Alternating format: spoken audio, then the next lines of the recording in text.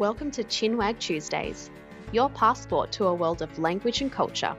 Hi, everyone, and welcome to another episode of Chinwag Tuesdays. I'm Amanda, and today's special guest is Lewis. He's a British English teacher living in Brussels, Belgium. So thank you so much for being here, Lewis. My pleasure. It's an absolute honor to be here. Of course, we actually had a chat a few weeks ago on my channel. So, of course, I am returning the favor, and it's a pleasure to be here. Thank you so much. So maybe we can start off with a bit of an introduction. Where are you from and how you got started teaching English? And also, how did you end up moving to Belgium? So how much time do we have? It could be a long story. I love long stories. Let's start with the basics. So I'm from England. I'm from a city called Leeds, which is in the north of England, in the United Kingdom, as you can tell from my background with the flag. And basically, when I was 18, I had to choose what to do at university and kind of design my future. And I had absolutely no idea what I wanted to do, like many people. And that's fine. That's normal. So I thought, well, I like languages. I want to go and live and study or work abroad. So what can open up my options here? So I chose to study Spanish, Italian, and then later a little bit of Portuguese, because I was always attracted to Latin countries and places where in my mind there are nice beaches, good food, good weather. So that's why I was drawn to these languages. And I wasn't sure what I was going to do with that. Maybe become a translator, an interpreter, maybe like, I don't know, a physiotherapist for a big football club in my dream. But I always knew that I had the, let's say, backup plan of teaching English or teaching in general by studying these languages. One thing led to another, and I met my current girlfriend when she was on her Erasmus studying abroad in Liverpool when I was doing my final year of my degree. Of course, we fell in love. And then from that point, I made the decision to go to Seville, Spain, in the south of Spain, while she was finishing her degree. And I basically went there looking for a job, and the only real option was to teach English. And almost a decade later, here we are. Wow, that's incredible. And your girlfriend's from Spain, isn't she? Yeah, exactly. She's from Seville, which is a beautiful city, a very historical city in Andalusia. It's close to the beach, but not that close. It's like an hour from Cádiz or Huelva. And she's from the city center. And I'd recommend everybody goes to visit Seville, but not in summer, because in summer it's boiling. It is like the pan of Spain, it's called, because it gets really hot. Like Indian weather, really. It's like 40 degrees consistently for 3 months. But the rest of the year, it's amazing. Okay. Oh, lovely. Oh, that's where I'd rather be, definitely. I mean, maybe not in summer, but I definitely would prefer to be in some beachside location.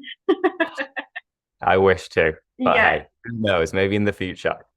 Yeah. So how did you end up in Brussels? Because that doesn't sound like, I don't think there's beaches in Belgium, is there? I don't know. I'm not very good at geography of Europe. Yeah, so there is a coastline, but it's not a very big coastline. Brussels, first of all, Belgium is kind of like the capital of Europe, because it's where all of the big institutions, the European Union, the European Commission, the United Nations, and NATO are based. So why they chose Belgium, I'm not sure. Maybe because it was more of a neutral country in the center of Europe. And since they set up all of those big headquarters, Belgium has been growing quite a lot financially and politically. And that means that a lot of people from, in particular, the south of Europe, where the salaries on average are a little bit lower and there's a higher rate of unemployment, a lot of people do try to look for jobs in northern European countries, such as the United Kingdom, Germany, the Netherlands, France, but in particular Belgium, because each country needs to send a certain amount of people to be represented in these big institutions like the European Commission and the European Parliament. And my girlfriend studied law, and she was working in kind of bad offices in Seville. She wasn't very satisfied with her job. So she was applying for different things in Brussels, in Belgium. So she was lucky. She got accepted onto a scholarship first. And then after that, she got offered a full-time position. And that was a couple of years ago. I'm British. I'm 100% British. And that's a bad thing nowadays because of Brexit. Right, Because yes. Great Britain, the United Kingdom, left the European Union. So since then, it's been more complicated for me to get a visa and all of this paperwork that I absolutely hate.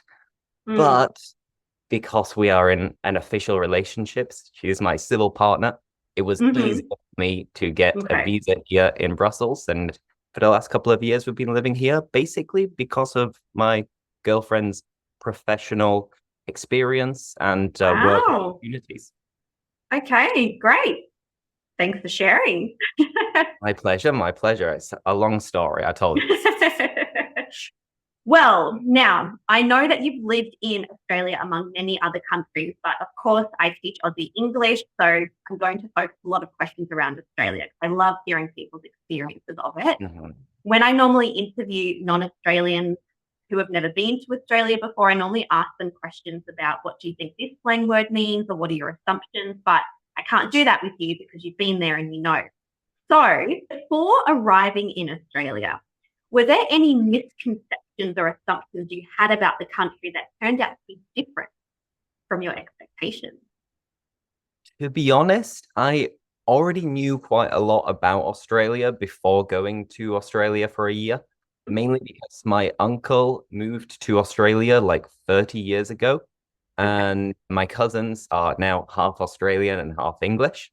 So I went to Australia with my family a couple of times when I was a little kid, when I was like 4, and then when I was 8 as well. So I already knew quite a bit. And because of family, there weren't any big things that shocked me or surprised me. To be honest, the things that I would highlight are all positives. First one that I was thinking about earlier, because I love food and I love barbecues. And there is typical phrase that British people hear and kind of use as a joke with Australians to try to put on an Australian accent. And it's like, can you put another shrimp on the barbie? And this is something that I think no Australians actually say, because you say prawns more than shrimp. Exactly. Yeah, exactly right. Yeah. So that came from the Crocodile Dundee actor. That's where the phrase came from.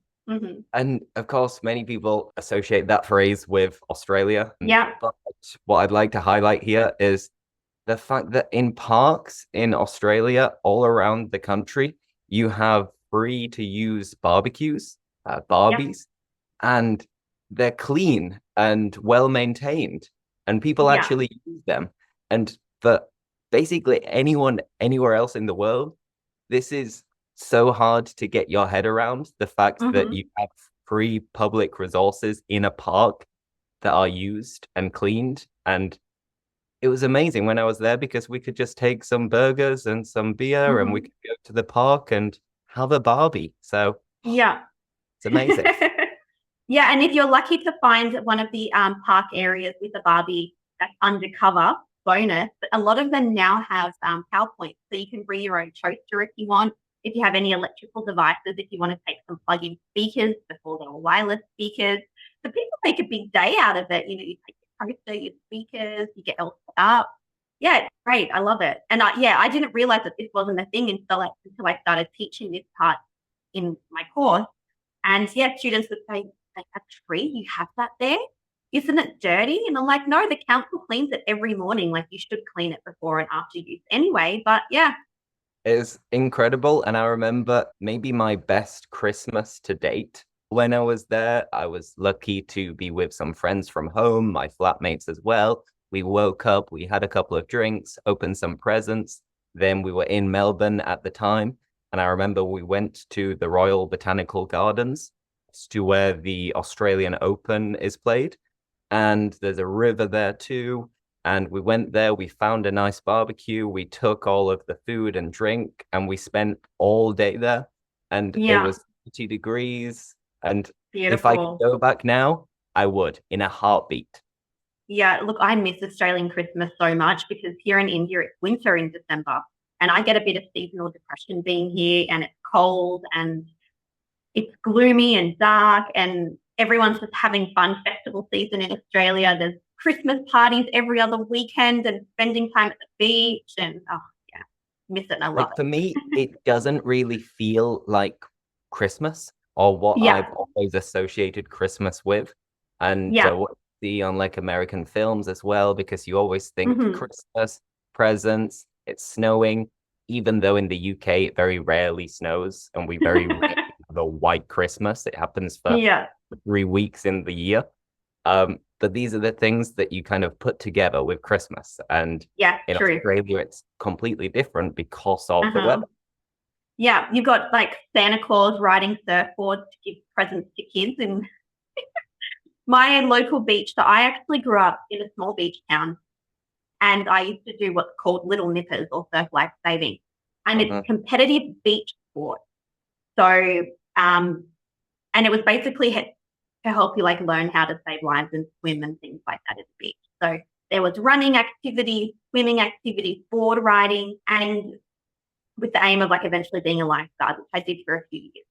So I was involved in Little Knitters, and part of the Surf Life Saving Club, they had this like inflatable boat called a rubber duck, or IRB, inflatable rubber boat. So rubber duck for short. And, you know, a couple of men would go out and go around to the back of the cliff where no one could see them. And then all of a sudden, Santa would come back. So they'd take their Santa outfit, change around the back of the cliff, come back, and then surprise all the kids. And it was really sweet and fun. So that's what I associate with Christmas. So it's really hard for me sometimes being here. It's very hard, actually, because Uh-huh. my husband's Hindu. So he never celebrated Christmas before me. And yeah, it's cold, it's miserable, and I try my best to like, you know, make new memories and make new traditions and things like that, but I still miss Australian summer. All you want is a Barbie by the beach, maybe, or in a park, you know? It'd be perfect. Yeah. Wearing a shirt like this, but with like Santa's on, it's the Yeah, perfect fit. literally, yes. Anyway, so yeah, that's my Christmas experiences. Awesome. And speaking about shirts, by the way, I deliberately put this shirt on because I bought Yeah. it in Daintree Forest, I think. So this Cute. was at the end of my experience in Australia Mhm. because half of the time I was in Sydney, half of the time I Yeah. was in Melbourne. But then at the end, like many people do, if you're going so far away and you're going to be there for a year and you don't know when you'll go back, people Yeah. make the most of any time off to go True. traveling. So we rented a car and we were traveling up the coast, the East Coast, Beautiful. and we went all the way to Cairns. And before Wow. getting to Cairns, I remember we went to see some crocodiles and stuff like that. And we went to hmm Tree Rainforest. And in Yeah. this park, there was a nice shop. And I usually don't really buy souvenirs unless Uh-huh. they're cool items of clothing.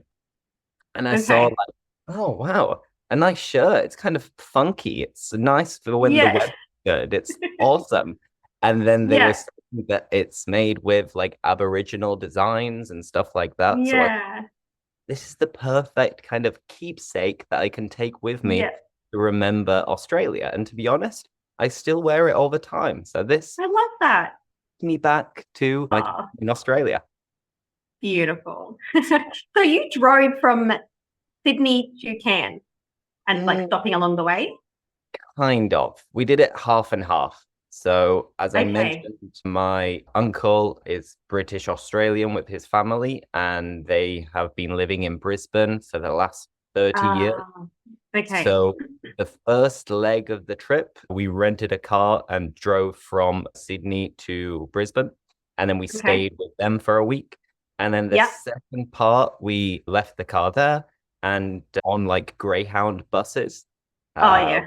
which is a little bit cheaper, maybe not as comfortable, but we went hmm up the coast from Brisbane all the way to Cairns, stopping off in like 4 or 5 different places. Yeah.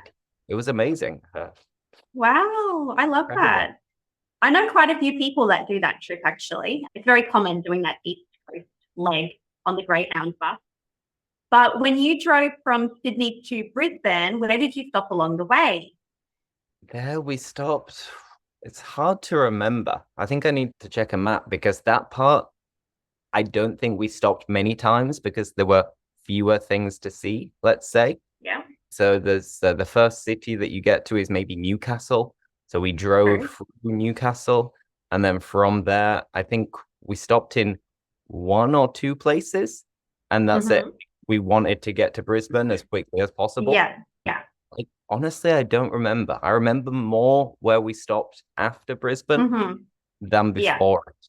But everything's a bit of a blur now. All I can remember is beautiful beaches, big Yeah. creepy crawlies, and a good relaxing vibe as well. Yeah. No, I remember now the famous town, which is on the border between New South Wales and Queensland, where Tor lives with his family. Byron Bay. Byron Bay, exactly. We stopped in Byron Bay for a few days, and that was Alrighty. So what made you decide to go to Australia when you visited? Was it because of your family? not really, no. To be honest, it's very common for British and Irish people when we're like either 18, 21, or from 21 to 30 to want to go traveling for a year and want to have some work experience abroad. And usually the easiest and furthest place to go is Australia. So I know it's very difficult for many people from different nationalities to get a visa in Australia. But in this case, we are very lucky because of some kind of trade agreement, a historical agreement, of course. We have the same royal family and all of this. It's the Commonwealth. A few of my friends were planning on going traveling first around Asia, and then they were going to go to Australia for a year. Everything was happening at the same time in the background with different groups of friends. I was working and living in Spain at the time, and I still had kind of the travel bug that I wanted to go far away and see different countries that I hadn't really seen yet, mainly in Southeast Asia. But if I was going to go to Indonesia, Malaysia, Thailand, Vietnam, then I thought, well, I could combine this with a year working in Australia, where generally speaking, the salaries are very high. And you can have this kind of young life of experiencing different things, meeting different people. So it all happened at the same time. And I just needed to convince my girlfriend to join me for the year. Because for a Spanish person, it was a little bit more complicated. She had to do a Cambridge exam and get a C1 certificate before she was offered the working holiday visa. Whereas in my case, I just went online and in an hour, they gave it to me. So she was very jealous for that. So yeah, basically all of my friends were going at the same time. I wanted to properly see Australia and live there as well and save money before going traveling in Asia. And at this time, to be honest, I was expecting that I would be working as like a laborer or in a bar, which is what most people, if you're young and you go there and you plan on living and working, you don't want a job with a lot of responsibility. So this is what people kind of settle for in the end. But I was lucky. I had already been teaching English for a few years in Spain. And to my surprise, Australia is a big market for ESL and English teaching for adults who are wanting to do a student visa. So I already had my CELTA, I already had experience, and it was very easy for me to find a job working as an English teacher, which paid quite well as well. So honestly, I was living life. I was absolutely on top living of the the dream. world.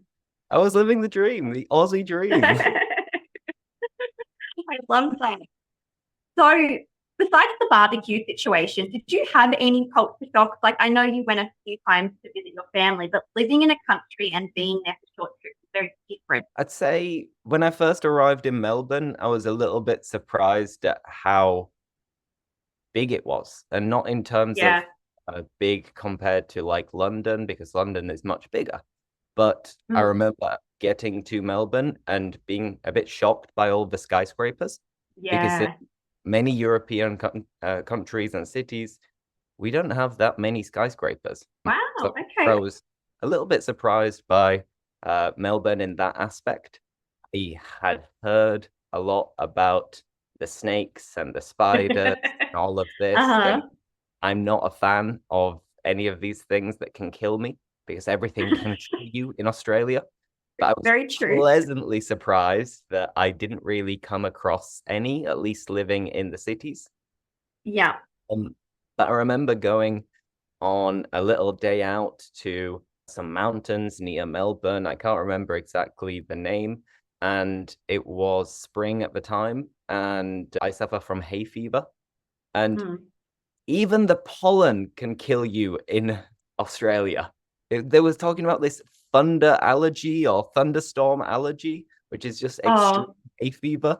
And yeah. honestly, I've never Wow. sneezed so much in my life. So Yeah.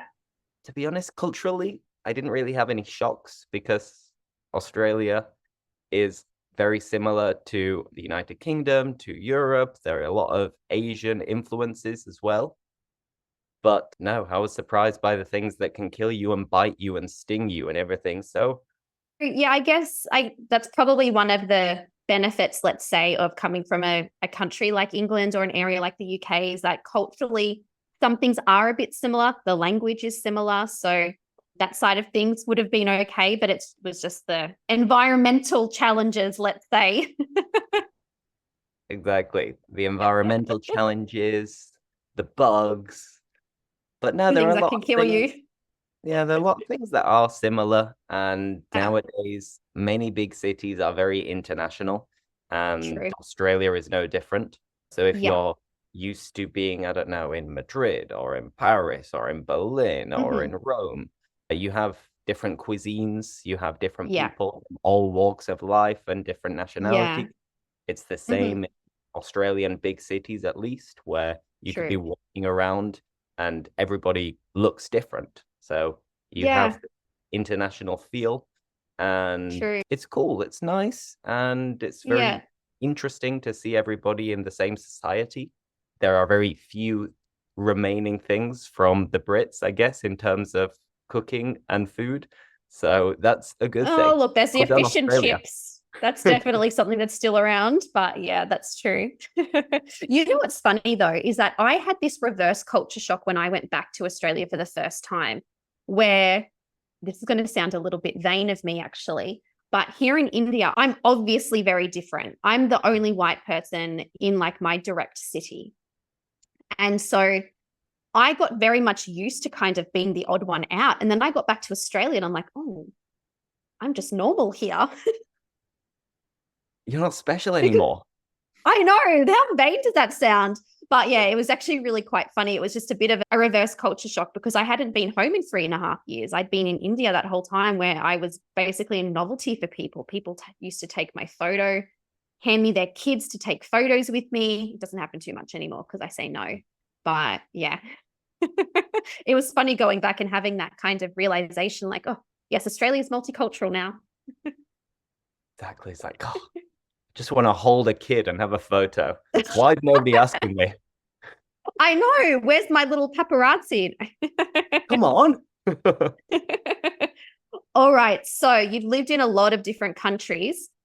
How about how you adjust to new cultures when moving abroad? So, what are some things you do and what helps you to fit in? So, first of all, I'd say that I'm quite an adaptable, easygoing person. I'm very That laid back. helps.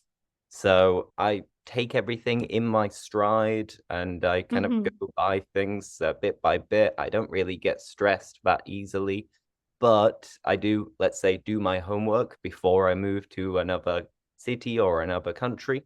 First Hmm. things first, I like geography, and I like to know where things are on a map. It's a little kind of geeky thing that I like. I just, Hmm. you can see, I have a map behind me of the United Kingdom. Yeah. Love it. Enjoy looking at maps and going on like Google Maps and Google Earth to check it out. Um, Hmm. You don't have to do this, of course. That's just a little quirky thing that I enjoy. But of Yeah. course, you're moving to another city or country. You need to at least know something about that place and Hmm. be able to have conversations in the language, or at least understand a lot of things related to the language. So in Yeah. my case, moving to Australia, I didn't need to learn new vocabulary and stuff like that, of course. But Yeah. when I moved to Argentina or Italy, Spain, I tried to do my homework before. And even more recently, moving to Brussels, I tried to improve my French as much as possible because I know a little bit of French. And Yeah. my French hasn't really improved since moving to Brussels because I don't really need it. But before Yeah. moving here, I did a little course. I started Yeah. listening to podcasts.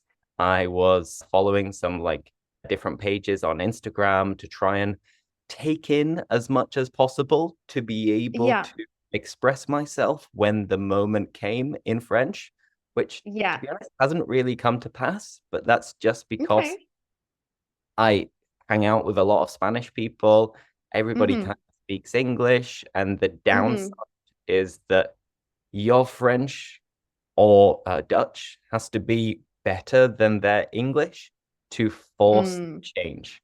If you start Yes. speaking to someone normally at the beginning in English, it's very hard to switch to another language. And you can only Yes. really do this when the other language is at an equal level as the English. So my French, True. of course, isn't as good as most people's English. So there's Mm. no real reason for us to speak in French unless I tell them directly, like, hey, I want to improve and practice my French. Do you mind humoring me and correcting some mistakes and just being patient so we can have very basic conversations? But Yeah. basically, if you're moving to another country, have a look on Google Maps, of course. Learn as much of the language as you can. And as you are doing this, you can be listening to cultural stuff related to that country. So Hmm. I don't live in France, but I listen to a podcast every day, which is called Hugo de Crypte, which is basically a young French guy who speaks about what's going on in the world and in France. And that Mm. way you can start to understand how they speak about certain events. You can Mm. understand local news, and then you get the hang of expressions that are used over and over again that are going to be Yeah. useful to you when you move to this new country. Yeah. Wow. That's a really great tip, actually. I like that.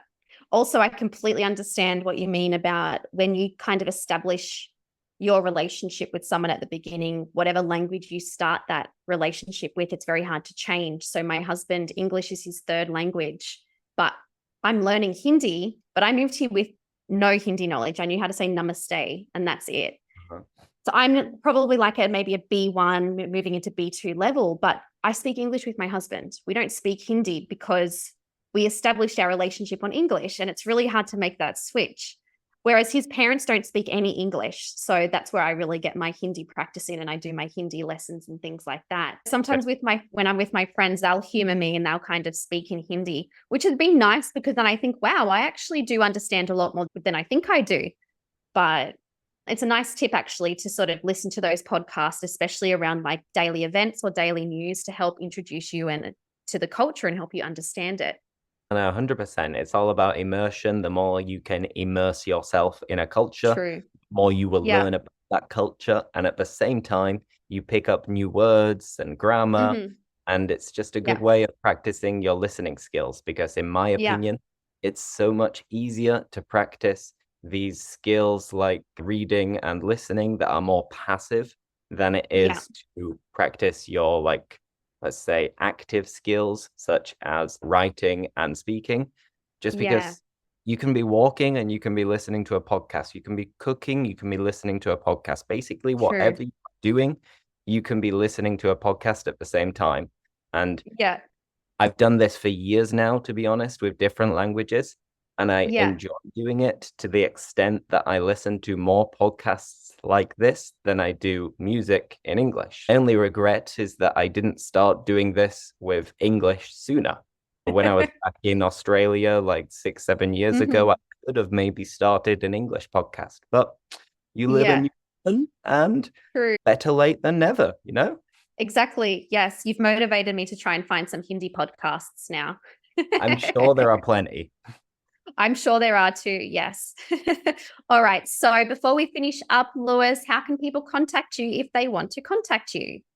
Of course. So you can find me on Instagram or YouTube or TikTok even. But to be honest, I don't really check my messages on TikTok. But it is English with Lewis. Very simple.